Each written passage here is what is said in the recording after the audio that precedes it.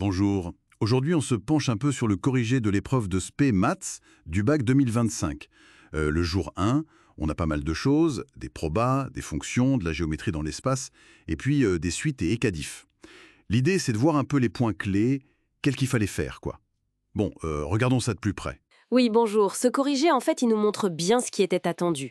On a des exercices assez classiques, c'est vrai, mais il y a aussi quelques questions, disons, un peu plus fines ou qui demandent des justifications précises. Ça donne une idée de la difficulté. Ok, alors commençons par l'exercice 1, les probabilités. C'était concret, là, hein, les groupes sanguins en France.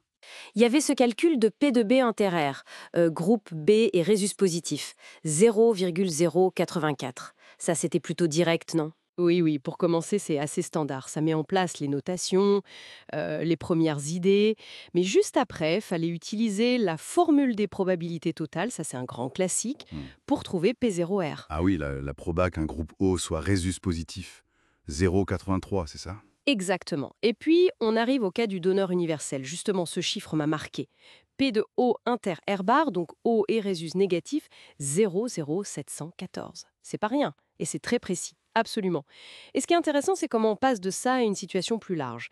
On utilise une loi binomiale, avec n égale 100 et ce p égale à 0,0714 qu'on vient de trouver, pour modéliser le nombre de donneurs universels qu'on pourrait espérer dans un échantillon. C'est de la modélisation pure. Mhm. Et puis, il y avait cette question 6D avec l'inégalité de Bianet-Métché-Bichef. Ça, c'est moins courant que d'utiliser par exemple le théorème central limite pour approximer. Ah oui, ouais. Pourquoi l'avoir mise alors? Je pense que ça teste la compréhension d'une borne théorique. C'est un outil fondamental des probas, même si en pratique, elle donne souvent une estimation assez large. Ici, elle sert à trouver une taille d'échantillon minimale, n autour de 6766, pour avoir une certaine confiance sur la fréquence observée. C'est intéressant comme démarche. D'accord, on change complètement de sujet avec l'exercice 4. Suite et équation différentielle pour modéliser la posidonie, un herbier marin. Ça, c'est d'actualité. Oui, c'est un contexte écologique sympa. On commence avec une suite, U, qui représente la surface année après année. U0 égale 1 hectare. L'étude est assez guidée. On passe par une fonction h de x égale moins 0,02 x carré plus 1,3 x. On montre que la suite est croissante, majorée. Bon, la routine un peu. Et donc, elles convergent. Zer L égale 15 hectares, c'est ça? En résolvant L égale H de L. Voilà. C'est un modèle discret de croissance qui sature. Et la partie B reprend la même idée, mais avec un modèle continu, une fonction f. Mais l'équation différentielle, elle n'était pas simple à résoudre directement, si? Non, justement. Et là, il y a une astuce classique, le changement de fonction. On pose G égale 1 sur f. C'est assez élégant, en fait. Ça transforme l'équation de départ en une équation linéaire en G. Y égale moins 0,3y plus 0,02. Et celle-là, on sait la résoudre. Ah, d'accord. Et une fois qu'on a GT, on repasse à FT égale 1 sur GT, et on trouve FT égale 15i moins 0,3t plus 1. Exactement. Et on vérifie que la limite quand t tend vers l'infini, eh bien, c'est 15. Ça rejoint le modèle discret. C'est cohérent. Joli. Ça montre bien comment les équatifs peuvent modéliser ces phénomènes de croissance limitée qu'on retrouve un peu partout. Tout à fait. En biologie, en écologie comme ici, même en économie, c'est un outil puissant. Et le calcul final, le temps pour que l'herbier dépasse 14 hectares. Environ 17,59 ans. Donc 18 ans en pratique. Faut attendre 2042.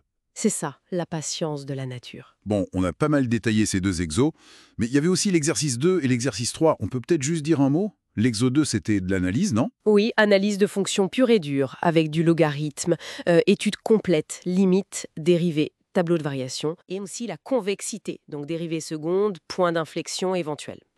Et pour finir, un petit calcul d'air sur la courbe, assez complet sur les techniques d'analyse. Ok. Et l'exercice 3, la géométrie dans l'espace. La bête noire de certains.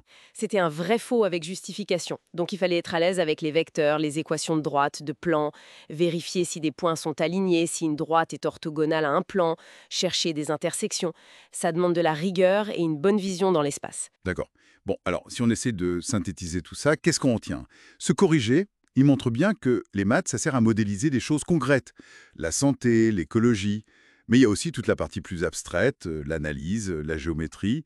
Et il faut savoir jongler entre calcul, raisonnement, démonstration, type récurrence, et puis interpréter ce qu'on trouve. Un peu plus général peut-être, au-delà de l'examen lui-même, Cette capacité qu'on entraîne ici à poser un modèle, à raisonner de façon structurée, à décortiquer un problème complexe comme dans ces exercices, en quoi ça nous aide finalement? Comment est-ce que ça nous outille pour analyser les informations, les situations qu'on rencontre tous les jours, même dans des domaines qui n'ont rien à voir avec les maths a priori? C'est une question intéressante, je trouve.